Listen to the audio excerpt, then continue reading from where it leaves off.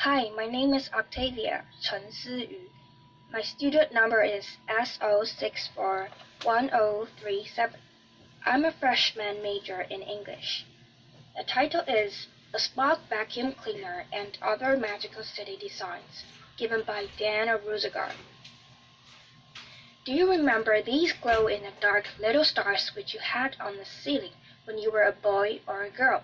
Yes, it is light. It is pure light. I think I stared at them way too long when I was a 5-year-old. You know, it's so beautiful. No energy bill, no maintenance. It is there. So 2 years ago, we went back to the lab, making it more durable, more light-emitting, with the experts. And at the same time, we got a request from this guy, Van Gogh, the famous Van Gogh Foundation, who wanted to celebrate his 125th anniversary in the Netherlands. And they came to me and asked, "Can you make a place where he feels more alive again in the Netherlands?" And I liked that question a lot. So in a way, we sort of started to connect these two different worlds. This is how my brain works, by the way. Laughter. I would love to keep on doing this for an hour, but okay. Laughter. And this is the result that we made. A bicycle path which charges at daytime via the sun and glows at night, up to 8 hours. Applause. Thank you.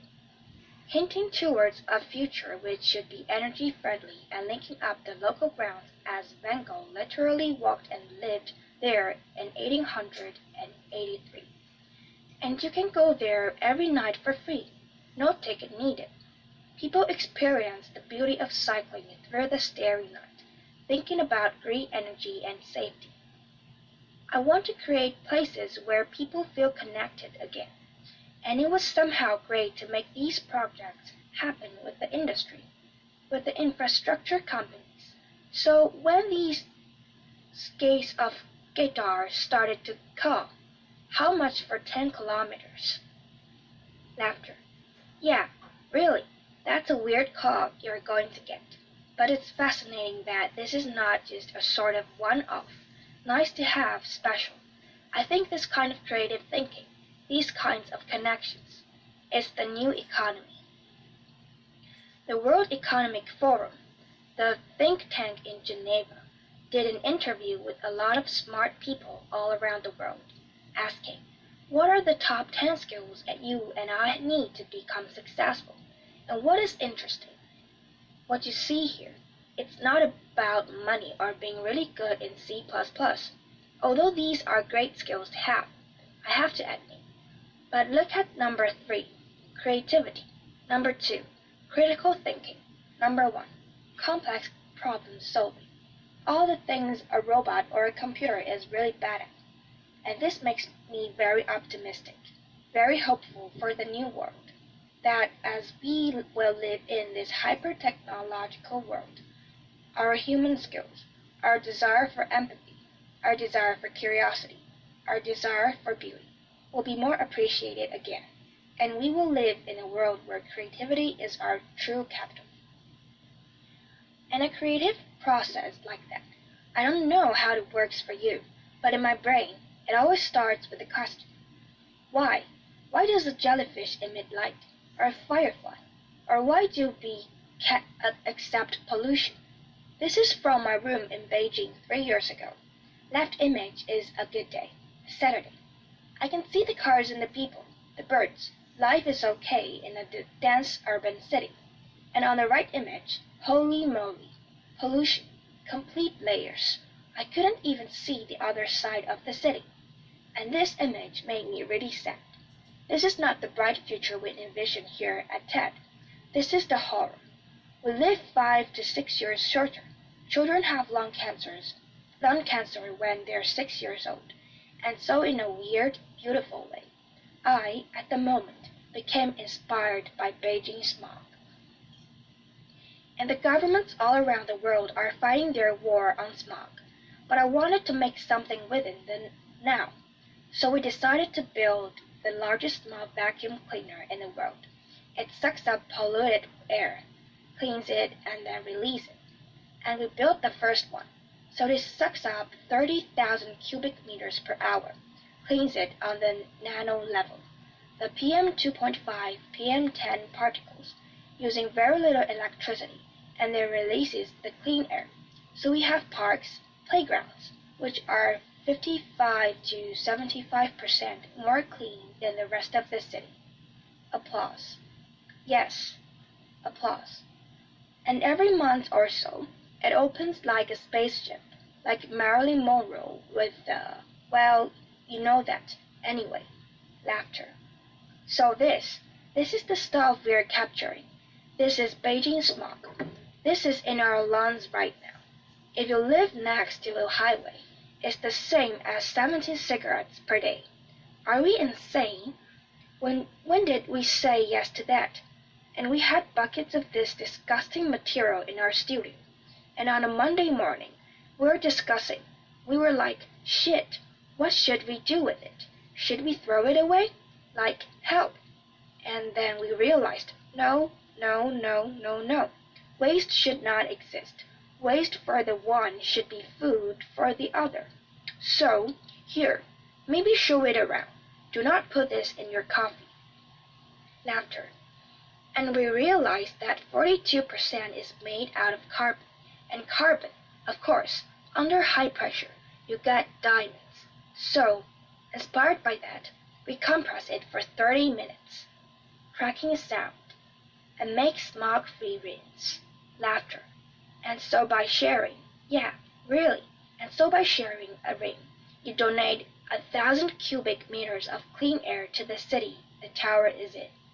Applause. I have one here. Applause. A little floating cube. I will give one to you. I'm not going to propose. Don't worry. Laughter. Are we good? You can show it around. And we put this online. Kickstarter campaign. Crowdfunding. And people started to pre-order it. But more importantly, they started to prepay it. So the finance we made with the jury helped us to realize, to build the first tower. And that's powerful. So the waste, the activator. It was the enabler. Also, the feedback from the community. This is a wedding couple from India, where he proposed to her with the smog-free ring as a sign of true beauty, as a sign of hope, and she said yes. Laughter. I love this image so much for a lot of different reasons. Laughter. And right now, the project is touring through China, actually with the support of China's central government.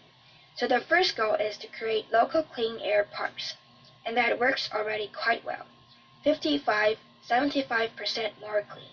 And at the same time, we team up with the NGOs, with the governors, with the students, with the tech people to say, hey, what do we need to do to make a whole city smog-free? It's about the dream of clean air. We do workshops. New ideas pop up. These are smog-free bicycles which, I'm Dutch. Yes, I have this bicycle DNA inside of me somewhere. And so it sucks up polluted air. It cleans it and releases it.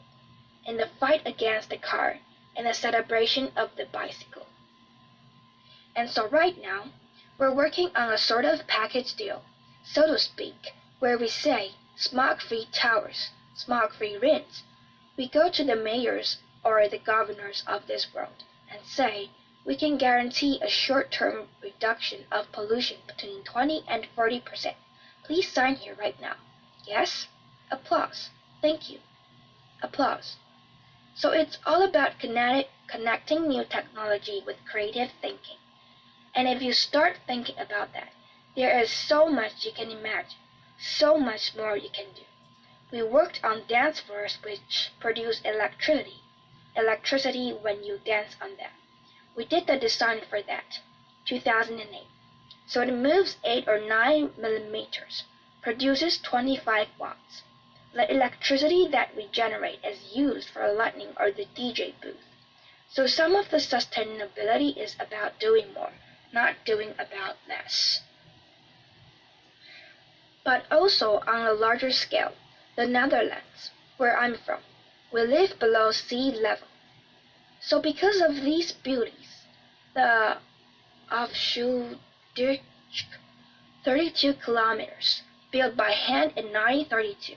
We live with the water, we fight with the water, we try to find harmony, but sometimes we forget, and therefore we made water licked, a combination of LEDs and lenses, which show how high the water level would be.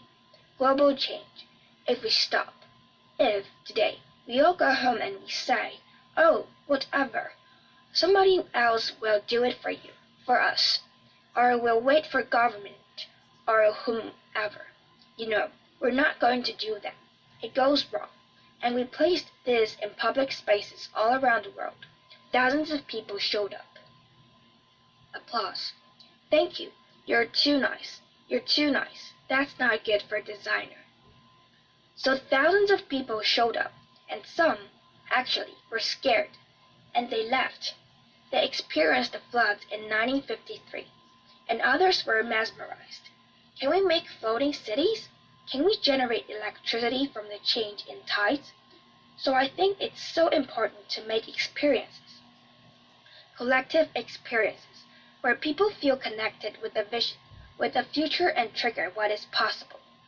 At the same time, these kinds of things, they're not easy. Yes, it's a struggle. And what I experienced in my life is that a lot of people say they want innovation, and they want the next and the new, the future. But the moment you present a new idea, there's this weird tendency to reply to every new idea starting with 2 words, which are, audience guesses. No, not. How much? It's more annoying. Laughter. What is it, guys? Are you really blessed people? That's really good. Yes, but very good. Yes, but it's too expensive. It's too cheap. It's too fast. It's too slow. It's too beautiful. It's too ugly. It cannot be done. It already exists. I heard everything about the same project in the same week, and I got really, really annoyed. I got a bit of gray hair, started to dress in black like a true architect. Laughter. And one morning I woke up and said, Dan, stop. This is dragging you down. You have to do something with this. You have to use it as an ingredient, as a component. And so we decided to build, to realize the famous, yes, but chair. Laughter. And this is an existing chair by Frisco Karma, a Dutch design. But we gave it a little update, a little hack, so to speak. We placed a little voice recognition element right here. So the moment you sit on that chair and you say those 2 horrible, creative, destructive, annoying little words, laughter, you get a short laughter, but pretty intense little shock on the back side of your bottom. Laughter. Applause. And applause. And that works. Yeah, that works. Some clients have left us. They got really mad.